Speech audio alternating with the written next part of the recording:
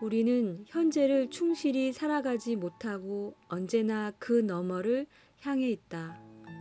두려움과 욕망 그리고 기대는 우리를 미래로 내던져 앞날을 그려보는 즐거움을 앗아가고 미처 깨닫기도 전에 현재의 시간을 흘려보내게 만든다.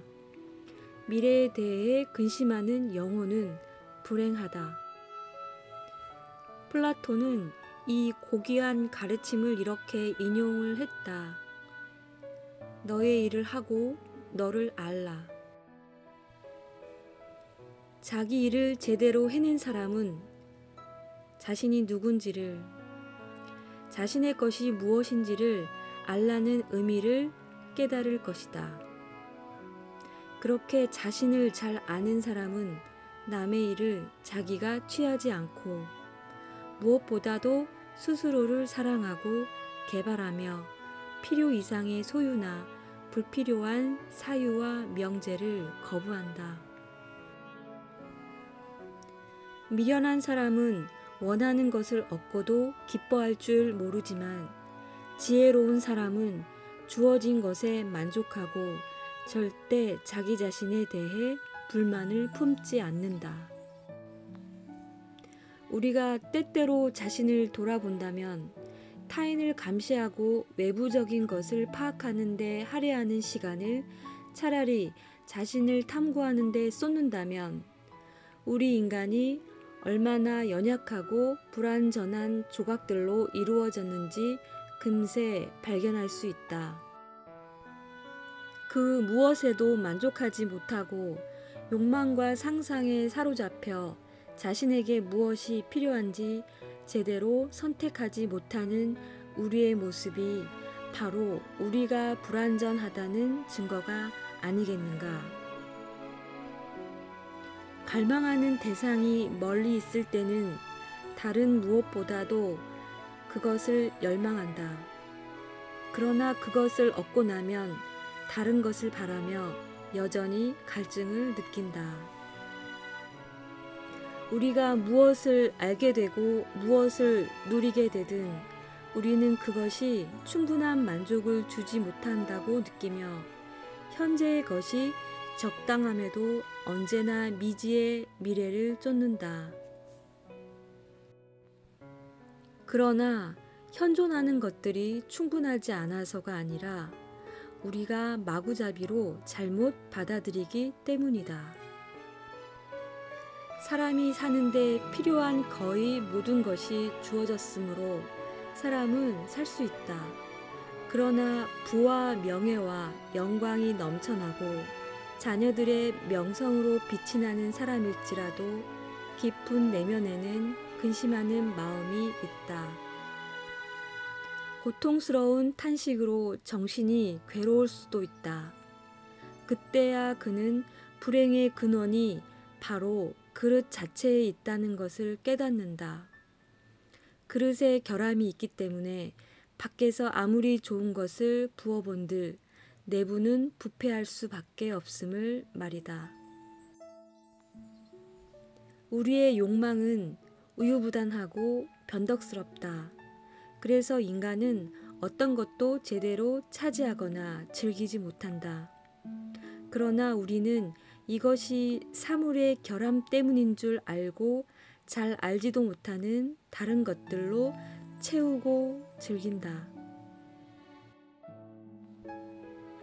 인간 본성의 보편적인 결함으로 우리는 아직 본 적 없거나 감추어진 미지의 것을 더욱 신뢰하고 경외한다.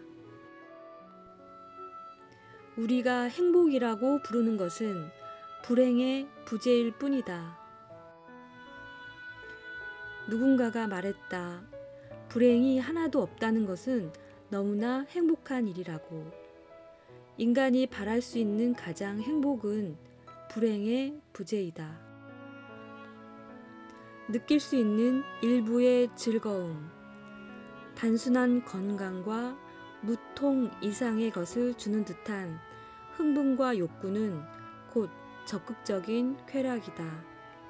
말하자면 변화무쌍하고 통렬하며 신랄한 이 적극적 쾌락은 단 하나의 목표를 가진다. 바로 고통을 뒤쫓게 하는데 이 고통은 격렬하게 불타오르는 욕망을 일으킨다. 그리고 정열이라는 이 적극적인 쾌락은 오직 그 열기를 채우거나 잠재우거나 해소해 줄 것을 요구한다. 다른 욕망도 마찬가지이다. 단순함이 우리를 불행의 부재로 이끈다면 우리는 굉장히 행복한 상태로 곧 이끌릴 것이다. 그러니 단순함이 무미할 정도로 둔한 것이라고 여기지는 말자. 하지만 나는 고통의 완전한 부재에는 동의하지 않는다. 이것은 가능하지도 않을 뿐더러 바람직하지도 않다. 내가 병에 걸리지 않았음에 만족하지만 설사 병들었다 하더라도 나의 상태에 대해 알아보고 내 몸을 지지거나 도려내야 한다면 그 고통을 느끼고 싶다. 왜냐하면 아픔에 대한 인식을 없앤다는 것은 그와 동시에 쾌감에 대한 인식도 없애버리는 것이며 나아가 인간을 인간답게 하는 조건이 소멸하는 것이기 때문이다. 고통에 무감각해지려면 비싼 값을 치러야 한다. 그 대가는 정신의 둔화와 육체의 마비이다. 불행도 인간의 한 요소이다.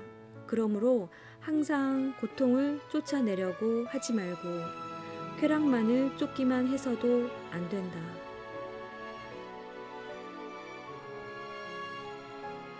불행을 견딘다는 것은 대단히 힘겹지만 반대로 초라한 운명을 받아들이고 영화를 포기하는 것은 그리 큰 노력을 요하지 않는다.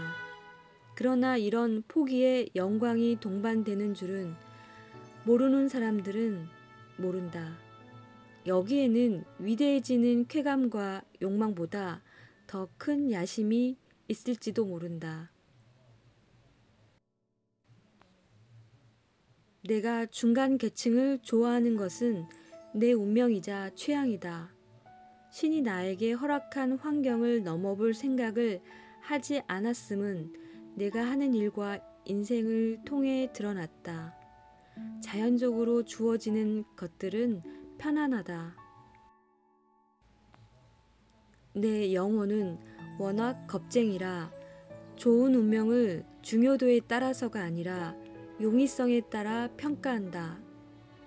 그러나 내 마음은 아주 넓지는 않을지언정 개방적이며 약점을 대담히 드러낼 줄 안다.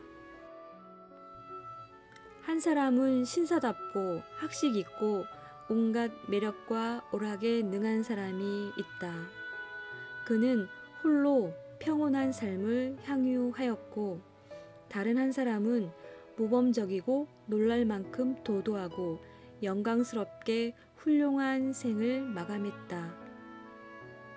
첫 번째 사람은 내가 본받을 수 있는 역량과 열망의 수준에 있었지만 두 번째 사람은 내가 동경만 할 수 있는 사람이다. 나는 춤을 출 때는 춤만 춘다. 잠을 잘 때는 잠만 잔다. 그리고 아름다운 과수원을 홀로 거닐다가 잠시라도 딴 생각을 하게 되면 곧 내가 생각을 바로잡아 다시 그 과수원에서의 산책으로 그 고독의 감미로움으로 그리고 나에게로 돌려놓는다. 우리의 필요에 따라 하는 행동들이 우리에게 쾌락을 주도록 자연이 어미의 마음으로 그렇게 설정해 두었다. 그리고 자연은 이성뿐만 아니라 욕망으로 우리를 이끈다. 그러므로 자연의 규칙을 위반하는 것은 옳지 못하다. 평소 자신의 일에만 골몰하는 두 사람은 인간적이고 육체적인 즐거움도 충분히 향유하는 모습을 볼 때 나는 그것이 영혼을 흩어뜨리는 일이 아니라 반대로 영혼을 강하게 하는 일이라고 생각한다. 그들은 결단력을 단호히 발휘해 지독한 고민거리와 복잡한 생각을 일상의 습관에 굴복시켰기 때문이다. 그들은 현명하게도 즐거움을 자신들이 일상적으로 해야 할 일이라 여기며 그 외의 것을 오히려 예외로 간주했다. 본성은 저절로 자신을 드러내니 우리는 그저 운영할 따름이다. 본성은 모든 계층에 존재하며 장막이 없는 듯 뒤에서 드러난다. 본인의 품행을 꾸밀 줄 아는가? 그렇다면 그대는 책을 지은 사람보다 훨씬 많은 일을 했다.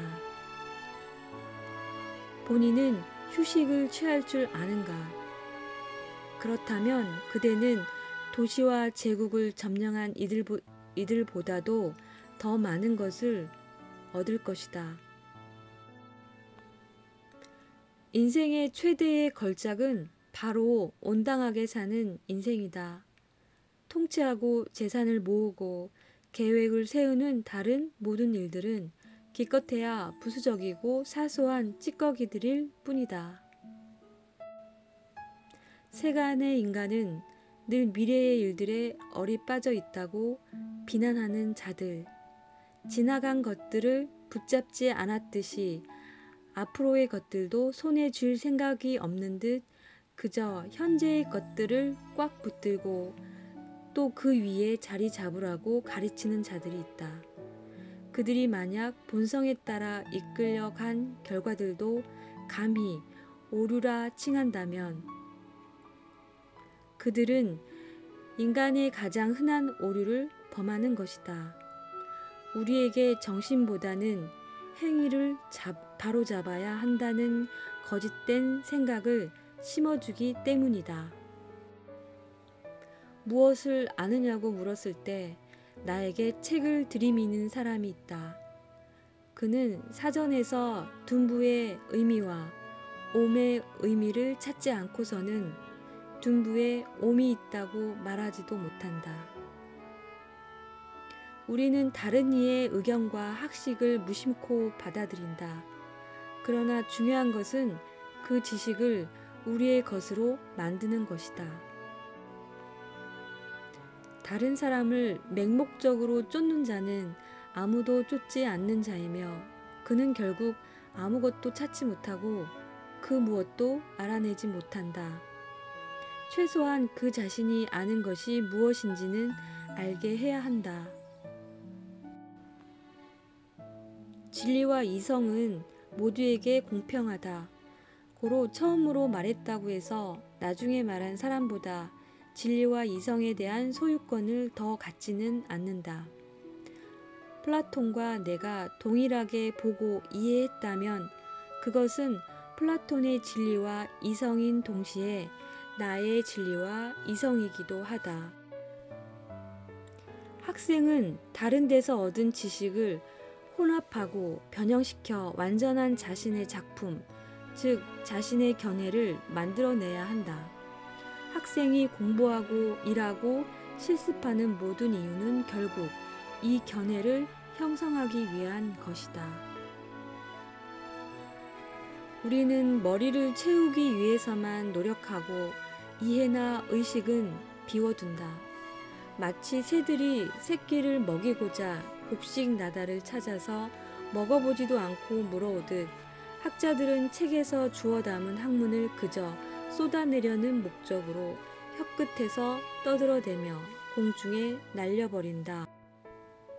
나만 해도 이런 어리석음을 얼마나 잘 저지르는지 놀라울 따름이다. 나 또한 이 글을 쓰면서 거의 내내 똑같은 짓을 하고 있는 것 같다. 이 책 저 책에서 마음에 드는 문장들을 골라 모으는데 소장하기 위함이 아니라 그저 여기에 옮겨놓기 위함이다. 솔직히 말해 그 문장들은 애초에 쓴 이의 문장들이지 내 것이 아니다.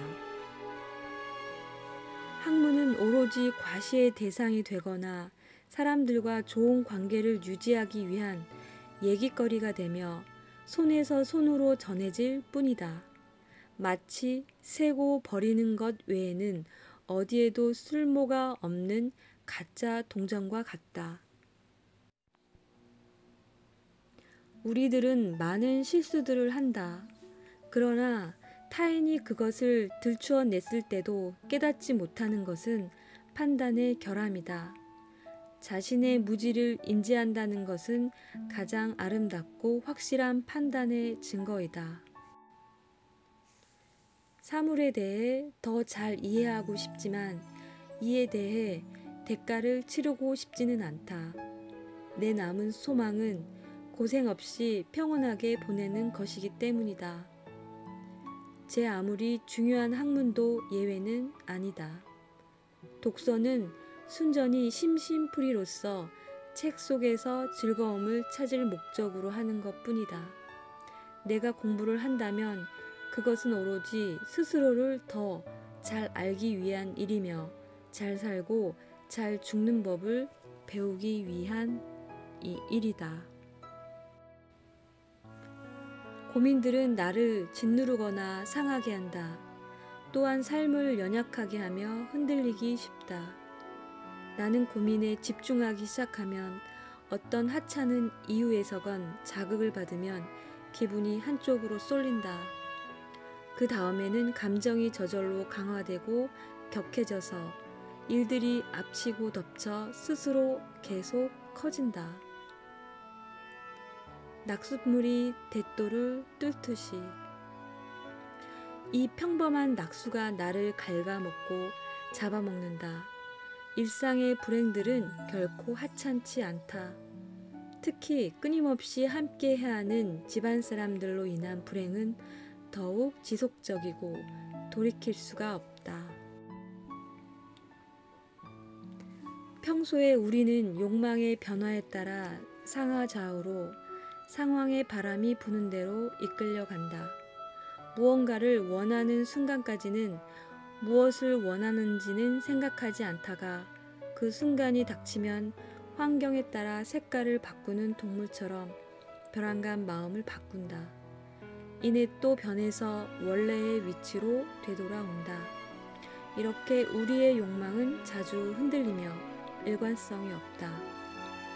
우리는 다른 이의 힘을 빌어 움직이는 꼭두각시 같다. 우리는 스스로 나아가지 않는다.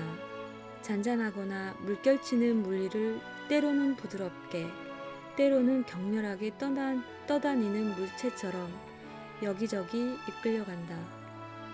우리는 매일 새로운 생각을 하고 시시각각 기분도 달라진다. 우리는 수많은 생각 사이로 떠다니지만 그중 어느 것도 확실하게 자유롭지 않고 그것들을 지속적으로 바라보지도 않는다. 하지만 머릿속에 명확한 조직과 규범을 확립하고 적용할 수 있는 사람은 원칙과 현실 간의 적절한 질서와 관계를 유지할 줄 알기 때문에 언제 어디서나 일관성 있게 처신할 것이다. 분노를 제거하기 위해서는 화를 강하게 억눌러야 한다. 나의 경우에도 내가 감추고 저항하는 데 가장 힘써야 하는 감정이 바로 분노다. 나는 지혜를 그렇게 높이 평가하고 싶지 않다. 지혜는 더 심한 일을 하지 않기 위해 우리가 무엇을 하는지 혹은 어떤 대가를 치러야 하는지를 생각하지 않기 때문이다. 나에게 어떤 사람이 자신의 중용과 온화함을 자랑했는데 보아하니 과연 말대로 그는 아주 대단했다. 그러나 그보다 중요한 것은 그가 내면에서부터 자기 자신을 위해 그렇게 처신하고 있는가이며 정작 그 처신으로 내면이 괴로워진다면 이는 옳지 않다고 말해 주었다. 안 좋은 일이 있을 때는 지혜로운 태도를 표방하고자 심연의 저희를 억누르는 것보다 나를 희생시켜가며 숨기기보다 내 감정들을 느껴보는 게 좋다. 바람을 쐬고 감정을 밖으로 드러내면 감정은 완화된다. 드러나는 결함은 차라리 덜 심각하다. 정말 위험한 결함은 건강한 기색을 하고 숨어 있다. 나는 분노가 치밀어 오를 때 최대한 격하게, 그러나 할 수 있는 한 간결하고 은밀하게 표출한다. 초조하고 난폭해지는 것은 어쩔 도리가 없지만 가장 취약한 곳에 비수를 꽂는 말을 하고야 만다. 오로지 언어만 사용해서 말이다. 심각한 잘못을 저질렀을 때보다 사소한 잘못을 했을 때 오히려 더 상처받는다. 심각한 잘못일 경우 다행인 점은 화낼 만한 충분한 근거가 있기 때문에 내가 정당하게 분노할 것을 모두가 기다린다는 것이다. 그래서 나는 그들의 기대를 저버리고 마음을 단단히 먹어 분노에 저항할 준비를 한다. 그렇지 않으면 분노가 나에게 심각한 타격을 주어 아주 멀리까지 날려보낼 수 있기 때문이다. 자기 스스로에 대해 얼마나 많은 임무가 있으며 얼마나 많은 의무를 지고 있는지 아는 사람은 자연히 충분히 무거운 책임을 주어 무위에 빠져들지 않도록 했다는 사실을 깨닫는다. 이미 할 일이 충분히 많으니 멀리서 찾지 말라.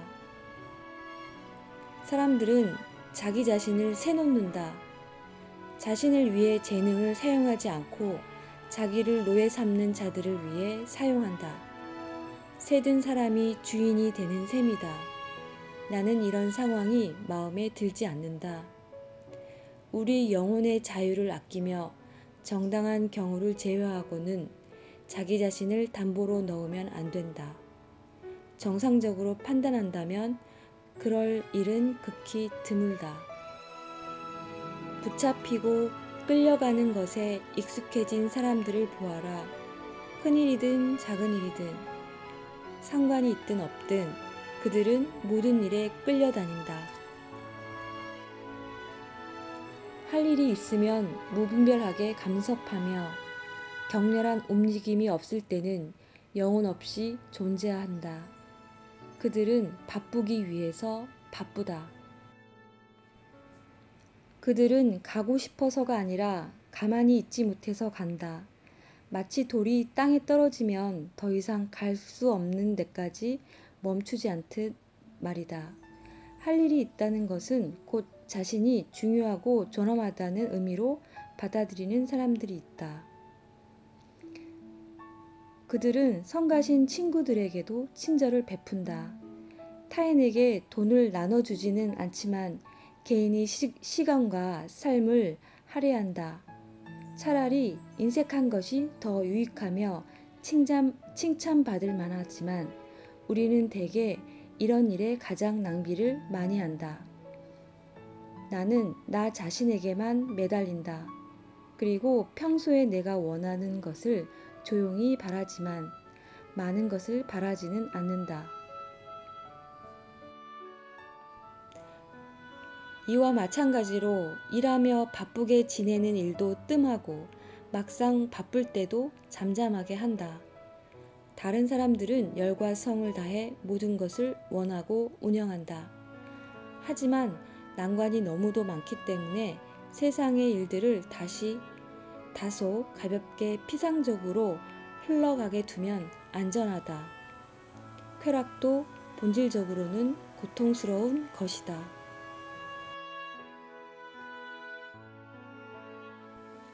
산다는 것은 곧 생각한다는 것이다. 스스로 반성하고 사색에 온전히 몰두할 줄 아는 사람에게 명상은 완전하고 강력한 수련법이다. 나는 내 정신을 배불리기보다는 단련시키기를 더 좋아한다. 자신의 정신을 따라 생각을 지키는 것보다 더 쉽거나 강한 작업은 없다. 위인들에게 산다는 것은 곧 생각한다는 것이기 때문에 그들은 이것을 자기 업으로 삼는다.